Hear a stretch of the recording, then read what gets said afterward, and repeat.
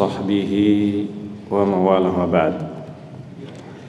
Jamaah sekalian yang dimuliakan oleh Allah Azza wa Jalla, kita melanjutkan kembali pembahasan kitab At-Tanbihatul Latifah ala mahtawat alaihi al-aqidatul wasitiyah minal mabahisil munifah.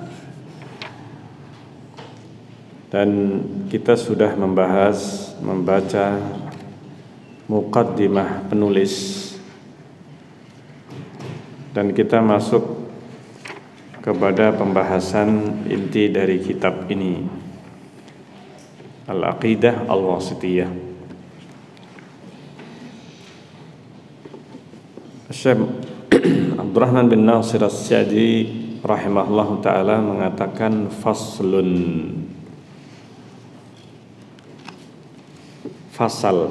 as-sifat, tentang sifat, dan yang dimaksudkan adalah sifat-sifat Allah Azza wa Jalla, karena ini adalah merupakan ma'rifah paling penting dalam kehidupan seorang manusia. Seseorang dia akan memiliki tingkatan dan derajat yang tinggi ketika dia mengetahui penciptanya dan sifat-sifat penciptanya.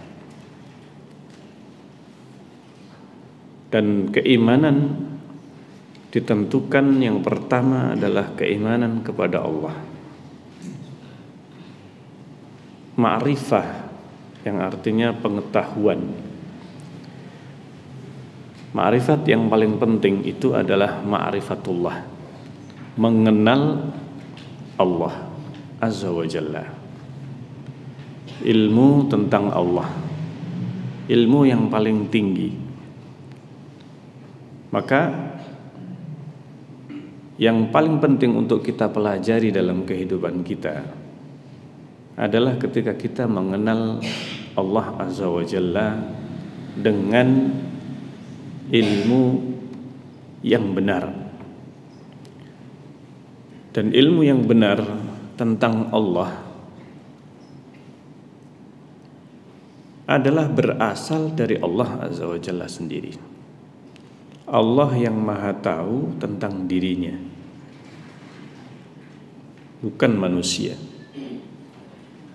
Allah Subhanahu wa ta'ala yang paling tahu tentang dirinya sendiri.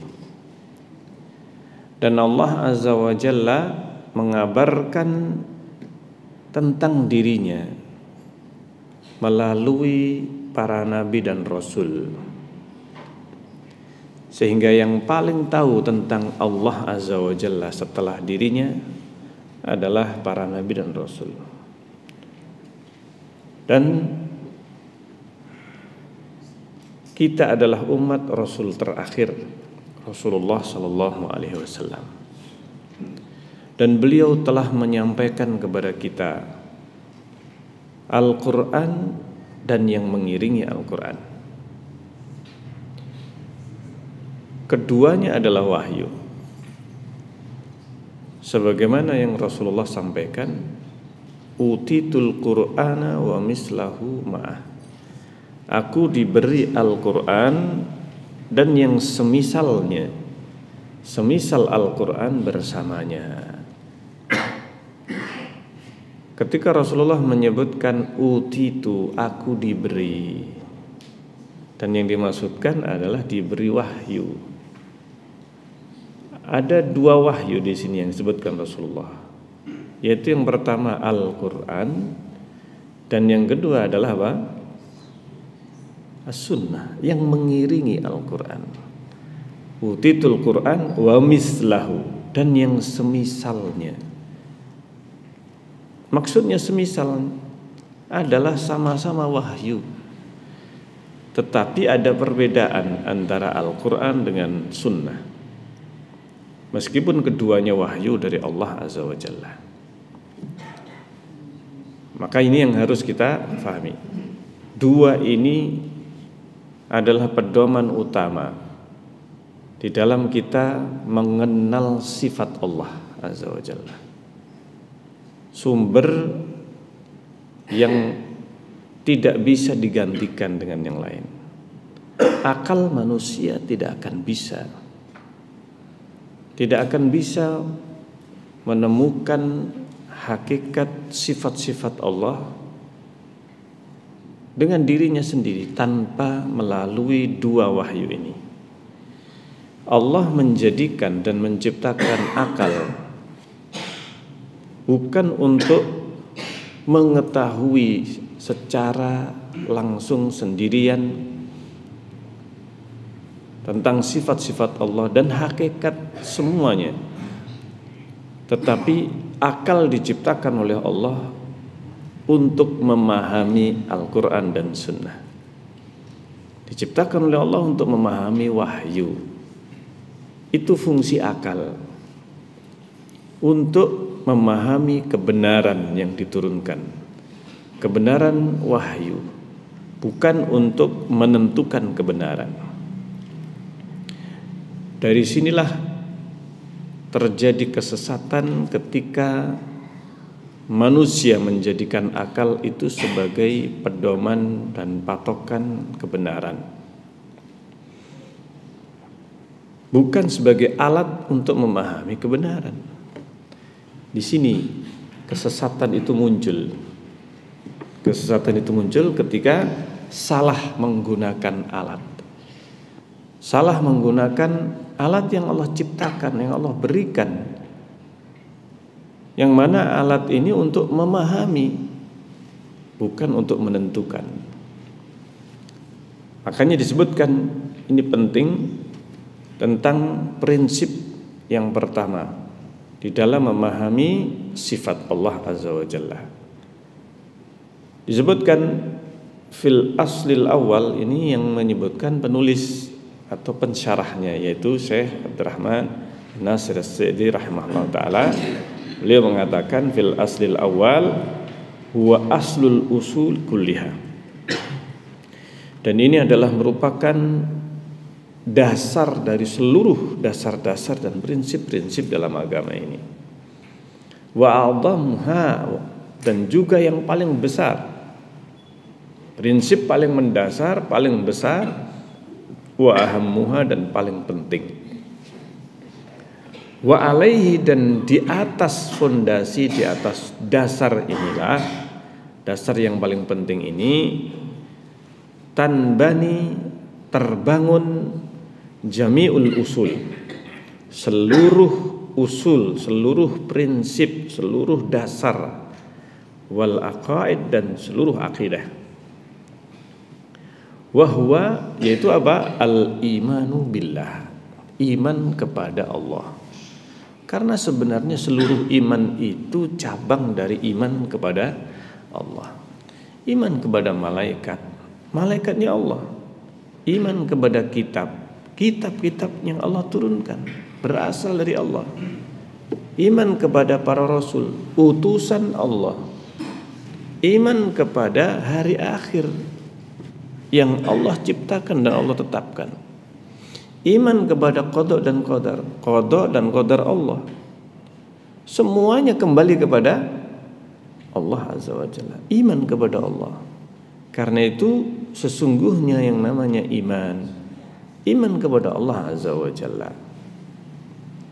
Seluruh iman, rukun iman yang 6 ini kembali kepada rukun yang pertama, iman kepada Allah. Karena inilah aslul usul, dasarnya dasar, prinsipnya prinsip. Nih. Maka disebutkan qala al-musannif. Musannif ini mengatakan, penulis, yaitu Al-Aqidah Al-Wasithiyah, Syekhul Islam Ibnu Taimiyah rahimahullah taala.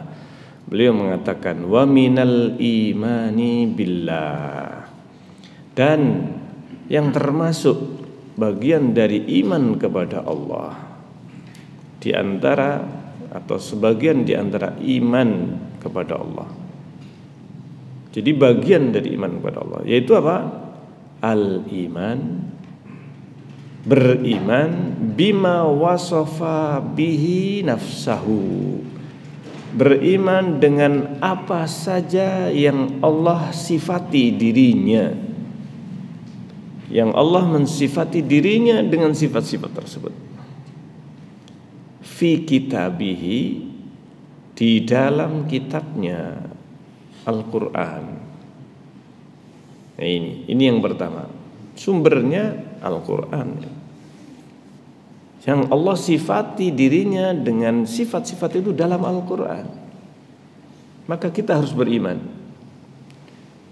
Yang kedua, wa bima wasafa bihi rasuluhu, dan apa saja yang disifati oleh Rasulnya, yang disifati oleh Rasulnya. Wasafa bihi rasuluhu Muhammadun sallallahu alaihi wasallam, yang disifati oleh Rasulnya Muhammad sallallahu alaihi wasallam. Dan yang sesungguhnya ini juga yang disampaikan oleh seluruh nabi dan rasul. Hanya saja berita yang disampaikan para nabi dan rasul sebelum Rasulullah sudah tidak otentik. Taurat dan Injil sudah tidak bisa lagi sekarang ini dijadikan sebagai dasar, sebagai landasan. Kenapa? Karena mereka sudah merubah, mengganti, menambahkan, mengurangi, memodifikasi, kemudian diterjemahkan ke dalam berbagai bahasa tanpa menyebutkan bahasa aslinya. Sekarang ini Taurat dan Injil yang diterjemahkan dengan berbagai tambahannya, yang kemudian disebut perjanjian lama, perjanjian baru, ini diterjemahkan. Dari mana penerjemahannya? Dari bahasa apa? Penerjemahnya dari bahasa Inggris. Bahasa Inggris ini bukan bahasa asli Taurat dan Injil. Entah dari terjemahan bahasa apa sebelum dari bahasa aslinya Ibrani. Sehingga terjadi banyak perubahan. Bahasa aslinya sendiri tidak bisa dijamin keotentikannya, dan jelas dalam Al-Quran disebutkan perubahan yang banyak yang dirubah oleh para tokoh-tokoh agama mereka. Subhanallah. Nah, dari situlah kemudian sumber rujukan satu-satunya yang bisa dipakai adalah Al-Quran, wahyu yang terakhir dan sekaligus oleh Allah dijaga, dijamin keasliannya dan keotentikannya. Tidak akan ada yang bisa merubahnya. Seluruh usaha sejak zaman dulu mereka sudah berusaha merubah Al-Quran, tapi tidak ada satupun usaha yang pernah bisa berhasil dan tidak bakal bisa berhasil. Merubah satu, jangankan satu ayat Al-Quran. Jangankan satu ayat, satu huruf, bahkan harokat, tidak bisa. Ini tidak bisa. Abu Amr ad-Dani, salah seorang dari ulama qiraah, ada 10 mutawatirah.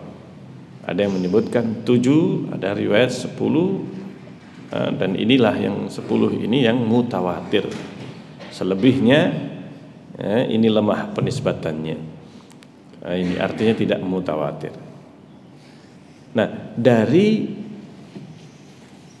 10 itu Abu Amr ad-Dani rahimahullah ta'ala didatangi oleh seorang Mu'tazilah.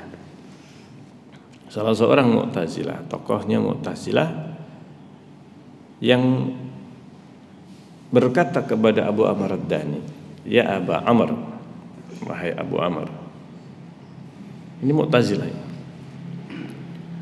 Bagaimana kalau seandainya, kenapa engkau tidak membaca ayat wa kallamallahu Musa taklima? Kenapa engkau tidak membacanya wa kallamallaha Musa taklima? Apa bedanya? Apa bedanya? Kallamallahu Musa taklima, kallamallaha Musa taklima. Bedanya cuma apa? Harokat. Kenapa nggak dibaca wa kallamallaha? Secara bahasa Arab bisa. Ada yang belajar nahwu? Ada yang sudah belajar nahwu atau bahasa Arab? Tidak ada. Subhanallah. Nanti kita akan banyak berinteraksi dengan ilmu nahwu. Saya akan memberitahukan sedikit saja di antara ilmu nahwu yang berkaitan dengan pembahasan kita, karena ini penting. Tidak sempurna kita belajar agama ini, agama Islam, kalau kita tidak belajar apa? Alatnya. Salah satu ilmu alat, ilmu nahwu, ilmu bahasa Arab. Didatangi ini. Ini orang Mu'tazilah. Kenapa? Di dalam bahasa Arab bisa dirubah. Secara bahasa bisa dibaca wa kallamallahu wa kallamallaha. Secara bahasa bisa. Maknanya berbeda. Satu harokat saja beda maknanya. Apa bedanya? Wa kallamallahu Musa taklima. Ini ayat yang benar dalam artian yang memang demikian. Dalam seluruh qiraah biasanya banyak di dalam Al-Quran 10 qiraah atau 7 qiraah itu ada di sebagian ayat terdapat perbedaan dalam membacanya. Ada yang membaca dhammah, ada yang membaca fathah. Ini sebagian ayat, yang mana ayat-ayat tersebut bisa dibaca secara bahasa dan secara qiraah. Dua-duanya ada. Salah satu di antaranya Maliki Yaumiddin. Di dalam qiraah tidak hanya Maliki, tapi ada yang membaca apa? Maliku. Ada yang membaca Malika. Ada yang membaca Maliki. Semuanya ada. Dan semuanya benar. Ini tidak bertentangan maknanya.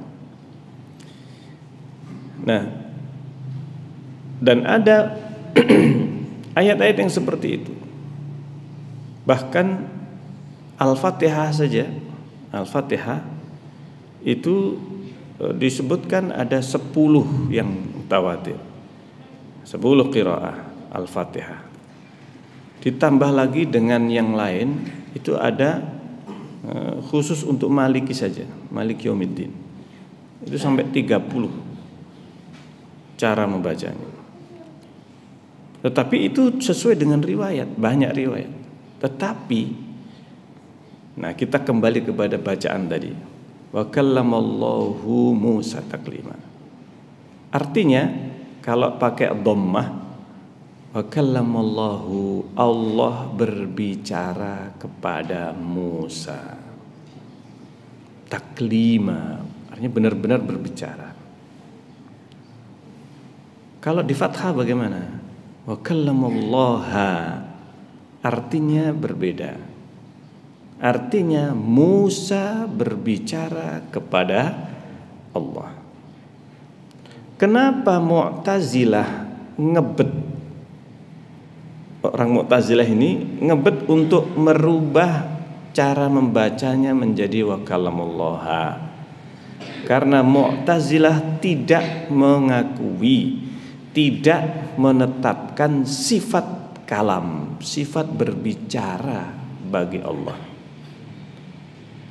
Kalau ayat ini di dhammah berarti Allah berbicara, jelas membantah mereka. Ini jatuh semuanya argumen mereka. Dan tidak ada makna lain kecuali berbicara.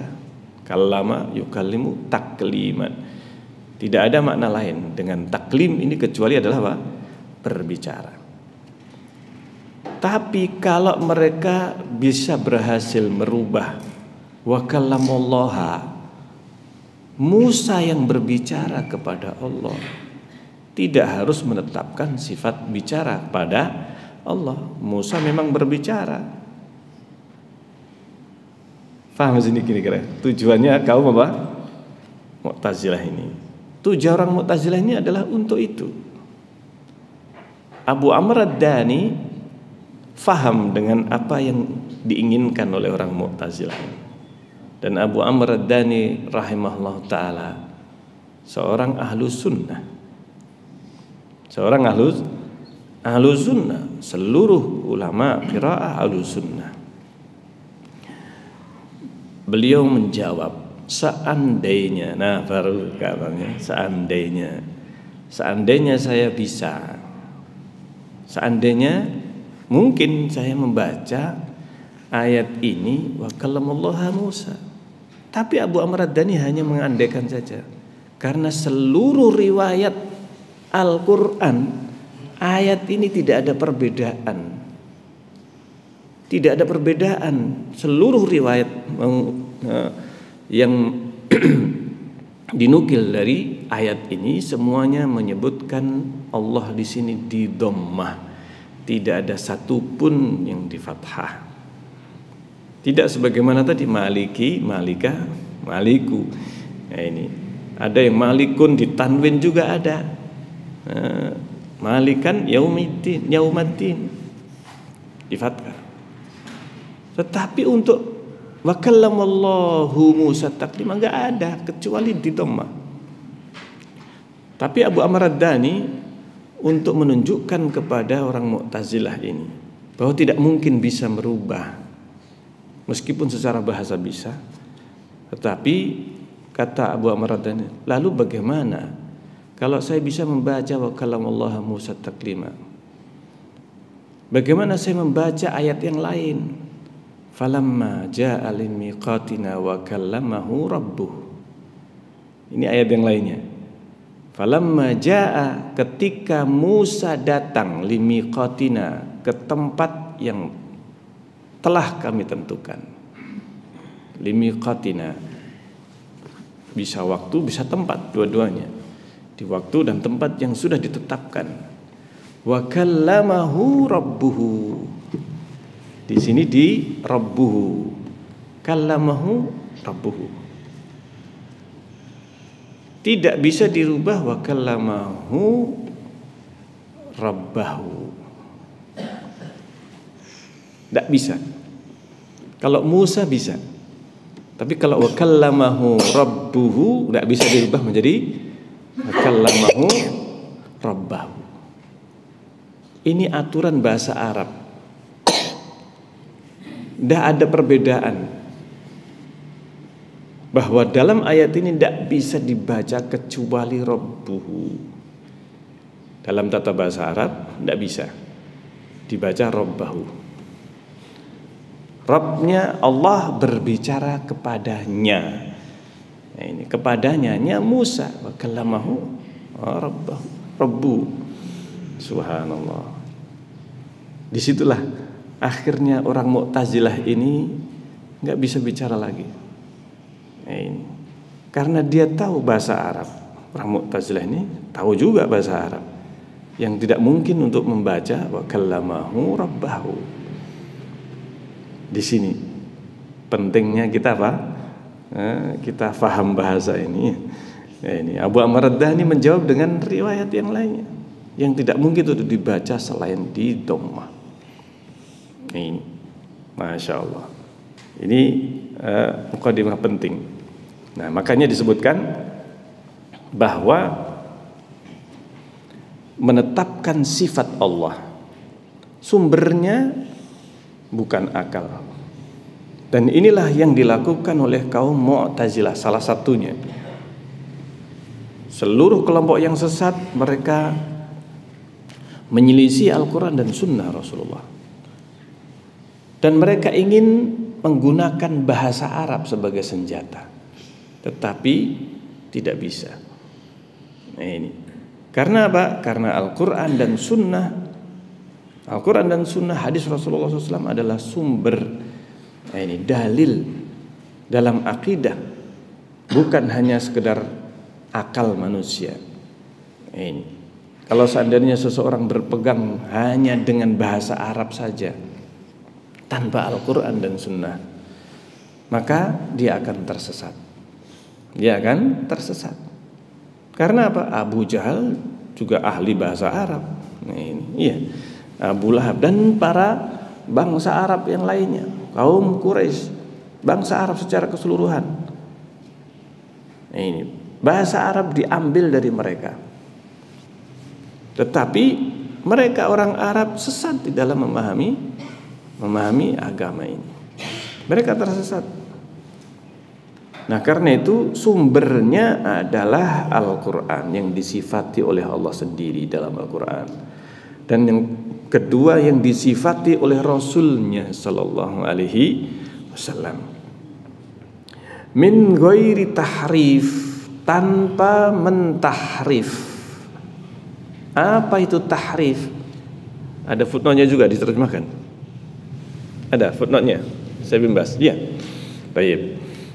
Alhamdulillah. Jadi terjemahkan semuanya. Saya bimbas. Beliau menjelaskan tentang tahrif ini. Apa yang dimaksudkan dengan tahrif?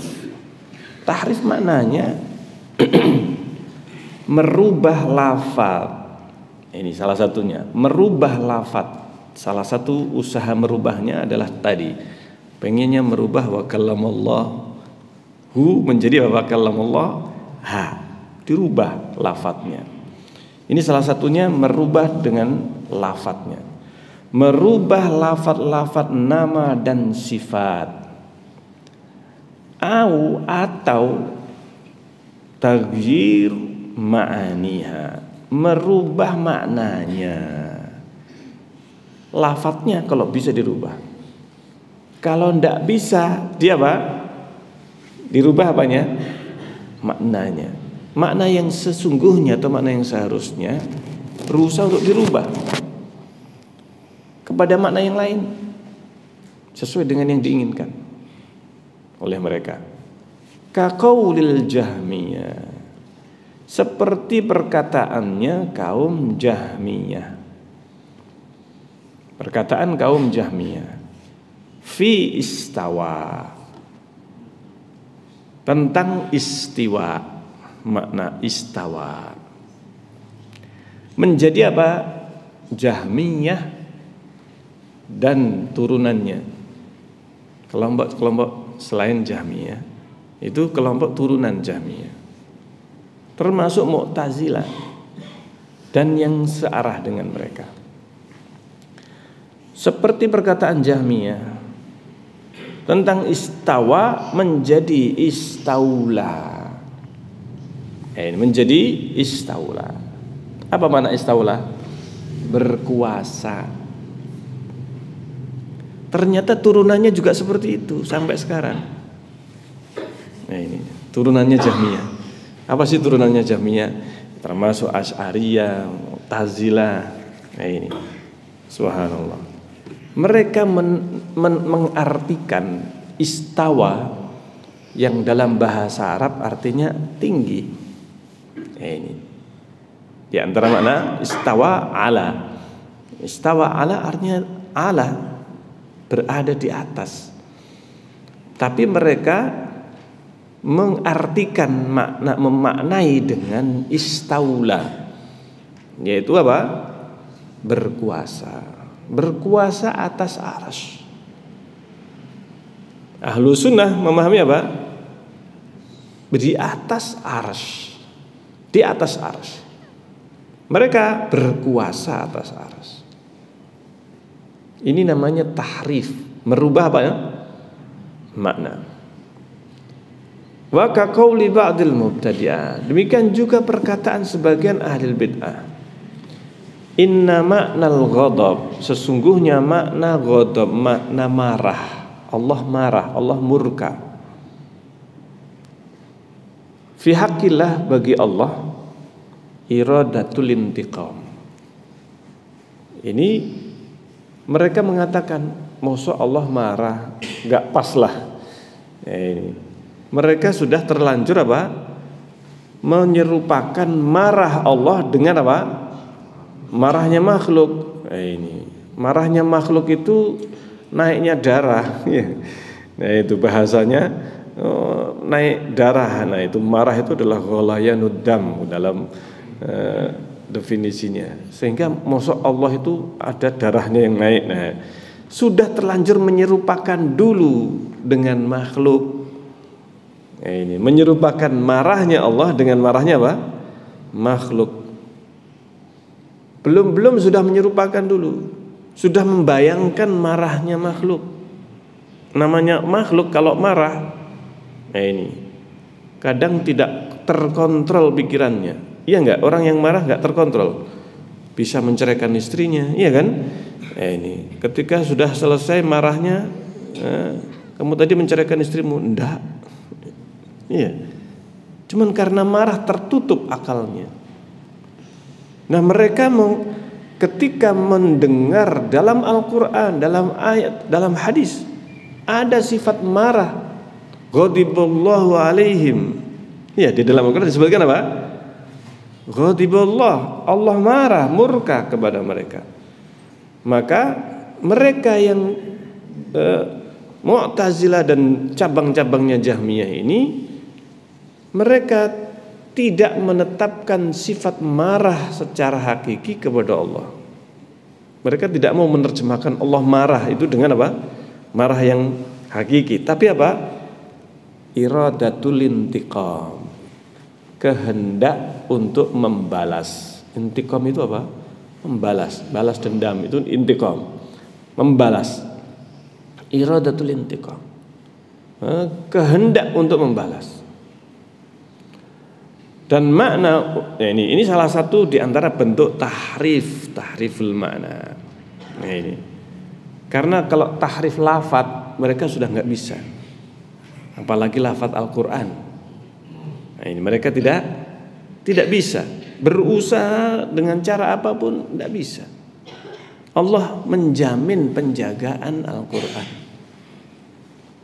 Makanya mayoritas usaha mereka tahrif itu tahrif makna. Yaitu apa? Merubah apa? Makna. Yang mereka sebut dengan takwil.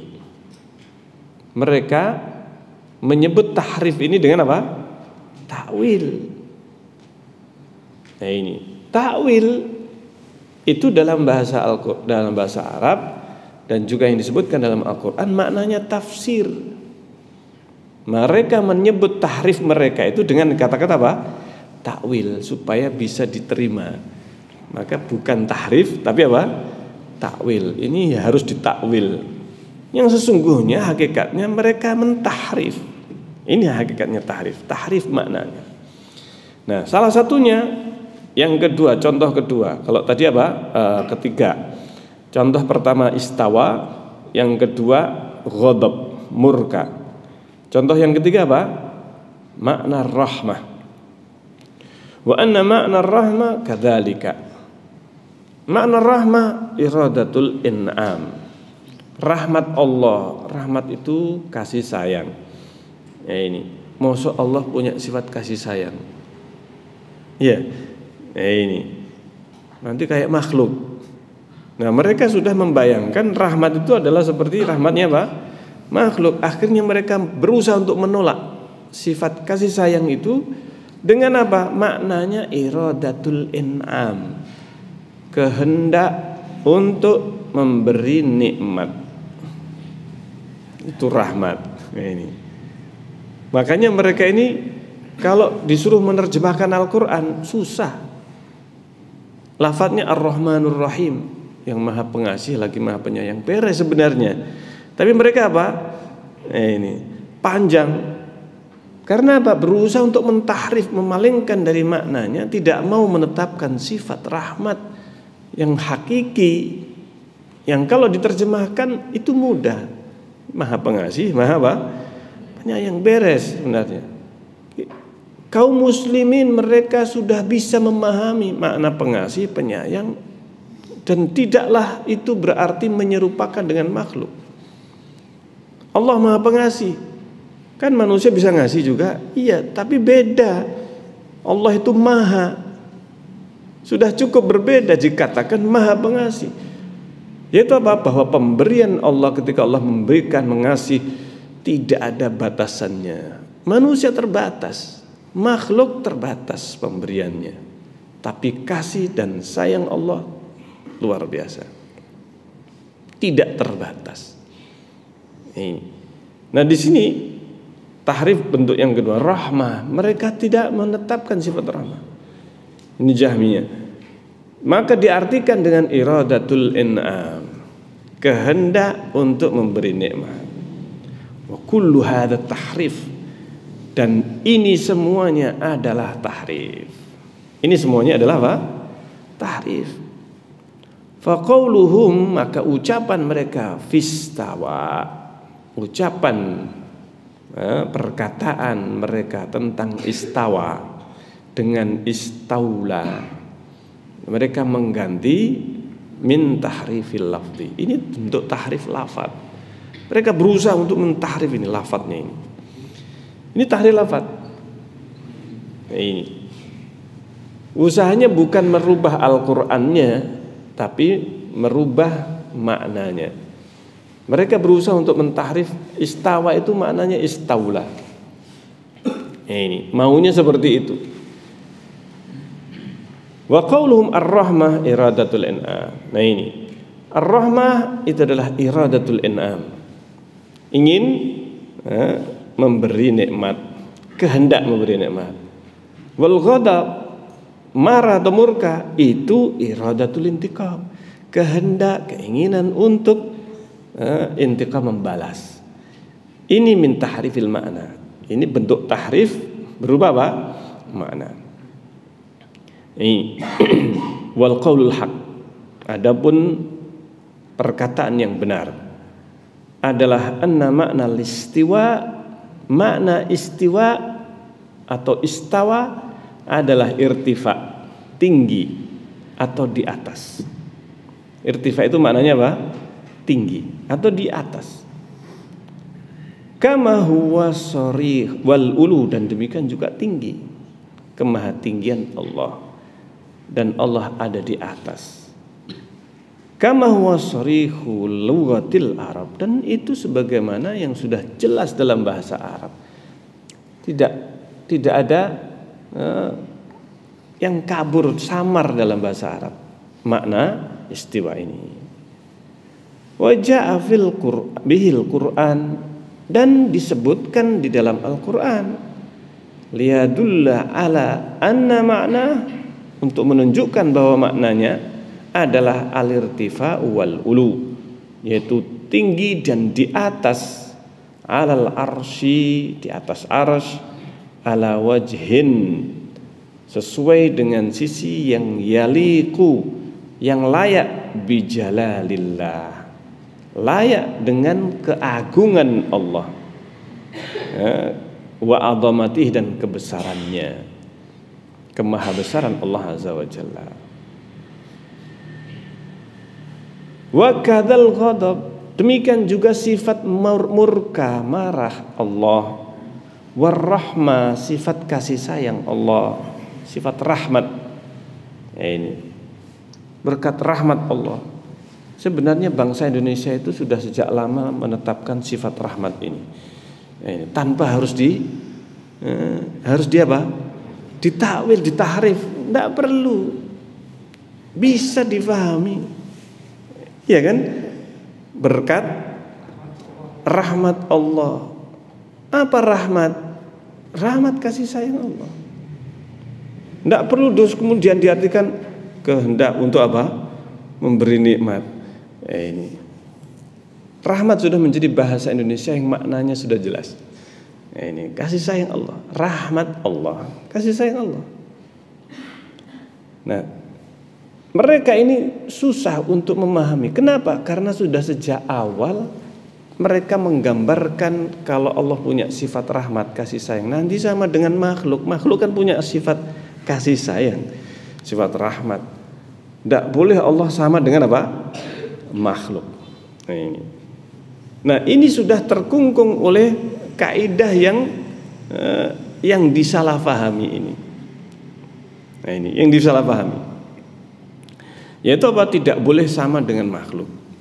Memang Allah tidak sama dengan makhluk, tetapi tidak harus menafikan sifat yang memang sudah Allah tetapkan.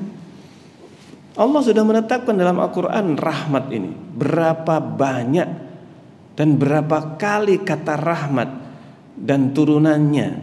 Nah, ini Ar-Rahmanur Rahim itu adalah berakar dari kata rahmat.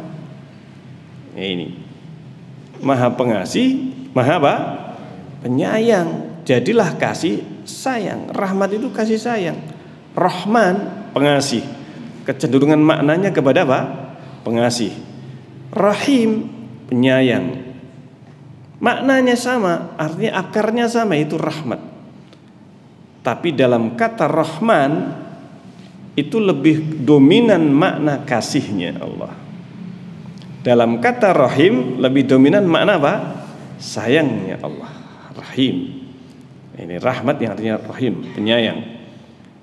Ini. Dan dua-duanya sifat Allah Azza wa Jalla. Sifat Allah Azza wa Jalla yang tidak perlu untuk kita menafikan atau mengharuskan kita kalau begitu. Kalau kita nanti menetapkan sifat kasih dan sayang kepada Allah, kita berarti menyerupakan dengan apa? Makhluk.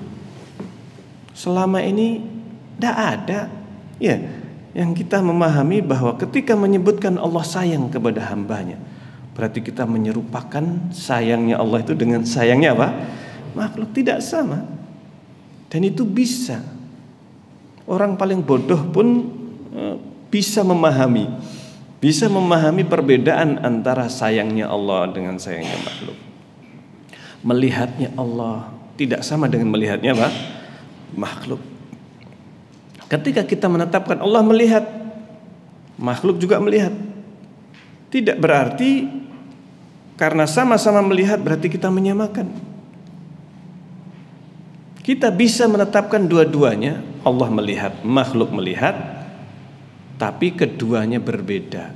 Melihatnya Allah sesuai dengan kemahaagungan Allah, melihatnya makhluk sesuai dengan makhluk. Ini. Karena kita juga bisa memahami, melihatnya makhluk pun berbeda antara satu dengan yang lain. Yang belajar biologi, matanya manusia dengan matanya lalat sama enggak? Tidak sama. Ini. Perbedaannya banyak. Bentuknya berbeda. Ini. Sehingga apa? Tidak bisa kita samakan melihatnya manusia dengan melihatnya lalat, dengan melihatnya jin, melihatnya malaikat. Tidak bisa kita samakan. Di antara hewan berbeda. Nah, ini sesama hewan, nggak usah manusia. Sesama hewan berbeda. Melihatnya lalat, melihatnya sapi, melihatnya apalagi yang lainnya. Nah, ini berbeda. Subhanallah. Tidak sama melihatnya. Sehingga apa? Yang bisa dilihat oleh lalat tidak bisa dilihat oleh manusia. Yang bisa dilihat oleh binatang berbeda. Nah, ini. Kalau bahasa kita spektrum warna dan gelombangnya, suara misalkan, pendengaran anjing, pendengarannya binatang berbeda satu dengan yang lain. Ini kepekaan manusia. Ini berapa desibel manusia bisa? Berbeda. Binatang bisa mendengarkan dengan desibel yang di bawah ambang yang bisa didengar oleh manusia. Makanya dalam hadis Rasulullah SAW ketika menyebutkan bahwa adab kubur itu bisa didengarkan oleh seluruh makhluk kecuali manusia dan jin. Kenapa? Karena ternyata secara ilmiah bisa dibuktikan ambang desibelnya manusia itu berbeda. Nah ini berbeda dengan apa? Dengan manusia. Sehingga kalau makhluk itu bisa mendengar, maka itu adalah wajar, ilmiah. Dan sabda Rasulullah ini bisa dibuktikan secara ilmiah. Subhanallah. Makanya ketika kita membahas sifat Allah, maka tidak bisa kita samakan dengan membahas sifat makhluk. Meskipun sama-sama melihat, sama-sama mendengar, kita bisa membagaimanakan sifat makhluk. Tetapi ternyata tidaklah sampai sekarang bisa dalam seluruh penelitian bisa membagaimanakan sifat makhluk. Banyak ditemukan hal baru. Nah ini, zaman dulu orang belum tahu bagaimana melihatnya lalat, melihatnya lebah, melihatnya binatang-binatang yang serupa dengan cara yang berbeda, yang serupa. Tapi ternyata sekarang dibuktikan dengan mikroskop, dengan alat yang canggih bisa melihat bagaimana alat matanya binatang ini. Sehingga apa? Sehingga melihatnya makhluk berbeda. Maka lebih layak untuk berbeda cara melihat Allah dengan cara melihatnya apa? Makhluk. Allah Maha melihat segala sesuatu yang Allah ciptakan. Subhanallah. Allah yang menciptakan, termasuk jin, manusia, malaikat. Makanya tidak bisa kita samakan. Nah ini kemudian disebutkan, maka kemarahan, kemurkaan, rahmat, dua sifat, sifatani hakikiyatan, yang hakiki, taliqani bijalalillah, itu sesuai dengan keagungan Allah wa azamatihi dan kebesarannya. Kasairi sifat, demikian juga sebagaimana sifat-sifat al-waridati yang disebutkan fil Qur'ani was sunnah, di dalam Al-Quran dan sunnah. Masya Allah. Ini penjelasan Syekh bin Baz rahimahullah ta'ala. Sangat jelas, ya kan? Sangat mudah difahami. Sebenarnya kalau kita itu memahami ayat-ayat Al-Quran, hadis Rasulullah SAW sesuai dengan yang diajarkan Rasulullah kepada para sahabat, mudah. Dan ini akidahnya para salaf. Akidahnya para salaf. Ini kenapa bisa dikatakan dan kita yakin ini adalah akidah para salaf. Para sahabat, riwayat-riwayat dari mereka, para salaf sudah lengkap dibukukan sebagaimana sudah saya sampaikan dalam pembahasan sebelumnya. Ada kitab yang namanya Musannaf. Ini apa Musannaf? Ada yang ingat Musannaf? Kitab-kitab hadis itu ada beberapa macam. Musannaf, kitab yang mengumpulkan seluruh riwayat selain dari Rasulullah. Selain dari Rasulullah. Dari siapa? Dari sahabat, tabi'in, tabi'ut tabi'in, dan seterusnya. Ini sampai kepada penulis. Penulisnya siapa? Penulis Musannaf itu ada Musannaf Abdul Razak. Ini. Nah, salah satunya.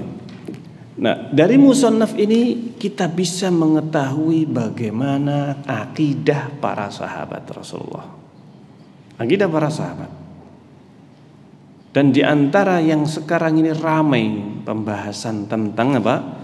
Akidah, sifat maha tingginya Allah di atas. Nah, ini sifat istiwa. Yang mengherankan,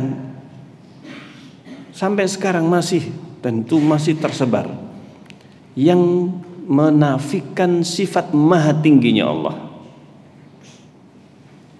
dan melarang orang untuk mengatakan Allah di atas, karena nanti sama saja dengan mengatakan lampu di atas. Nah, ini ya, ada kan seperti itu ya. Ini subhanallah, mengatakan di atas tidak boleh. Sehingga apa? Mereka mengatakan Allah tidak bertempat. Tidak bertempat.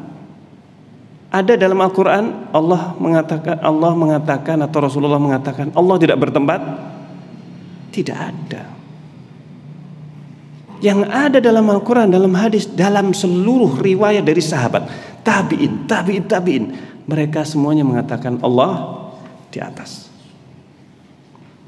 Ini muncul model baru orang-orang belakangan yang mengatakan gak boleh mengatakan Allah di atas, karena sama saja dengan mengatakan apa? Lampu di atas, atap di atas, matahari di atas. Kalau kita mengatakan Allah di atas, berarti menyamakan Allah dengan apa? Dengan matahari, menyatakan subhanallah. Sampai sejauh itu cara berpikirnya. Ini sebenarnya cara berpikir yang sangat dangkal. Sebenarnya cara berpikir sangat apa? Sangat dangkal, menafikan ketidaksamaan dengan menafikan sifat-sifat Allah yang sudah Allah tetapkan dalam Al-Quran, dalam hadis Rasulullah. Nah, ini tidak ada ini metode salaf seperti ini, metode para sahabat. Nah, ini para Imam Syafi'i, Imam Ahmad, Imam Abu Hanifah, semuanya dinukil dalam satu kitab yang ditulis oleh Imam Adz-Dzahabi rahimahullah ta'ala, diringkas oleh Syekh Al-Albani dalam kitab Al-Ulu lil Aliyyil Ghaffar. Ini sebagaimana sudah saya sampaikan, ini contoh kitab yang mengumpulkan. Kenapa ini dikumpulkan? Karena mulai banyak orang yang menafikan sifat ulu, sifat kemahatinggian Allah, ini dengan alasan yang seperti itu tadi. Kalau kita menetapkan sifat maha tinggi bagi Allah, Allah di atas, nanti sama dengan apa? Menyamakan dengan makhluk, karena yang di atas ini ada matahari di atas, ada lampu di atas. Subhanallah. Ini dangkalnya seperti itu. Dengan apa? Dengan akal. Dengan akal. Dan akhirnya menuduh orang yang mengatakan Allah di atas itu mujassimah. Ini mujassimah. Sampai dilakukan ini ya. Ini mujassimah ini. Ini subhanallah. Sampai dilakukan. Ini. Dan dituduh orang yang mengatakan Allah di atas itu adalah apa? Mujassimah. Tidak boleh mengatakan Allah di atas, karena ini akidah mujassimah. Subhanallah. Dan yang dimaksudkan akidah mujassimah, kalau seandainya menetapkan Allah di atas itu mujassimah, seluruh sahabat mujassimah, Rasulullah mujassimah. Paham sini? Mujassimah semuanya. Allah juga mujassimah nanti. Ini Allah mujassimah. Kenapa? Karena menetapkan Allah di atas. Nah, kita lanjutkan. Yang ini yang pertama. Ini rambu-rambunya, min ghairi tahrifin. Sudah lewat waktunya. Sudah lewat ini. Masya Allah. Baik, insya Allah sini. Ini satu rambu-rambu larangan di dalam memahami ayat sifat, yaitu apa? Tahrif. Ini bahaya tahrif. Nah, dari sini banyak kesesatan. Dari sini banyak apa? Kesesatan. Nah, ini belum yang lain. Nah, ini nanti akan kita bacakan selanjutnya insyaallah taala. Kenapa ini saya bacakan termasuk takliknya saya bimbas? Karena ini penting. Nah, ini masya Allah. Baik, insyaallah sampai di sini dulu. Kita akan lanjutkan dalam kesempatan yang lain bismillah taala. Semoga bermanfaat kajian kita, dan kita akhiri subhanakallahumma rabbana bihamdik asyhadu an la ilaha illa anta astaghfiruka wa atubu ilaik. Assalamualaikum warahmatullahi wabarakatuh.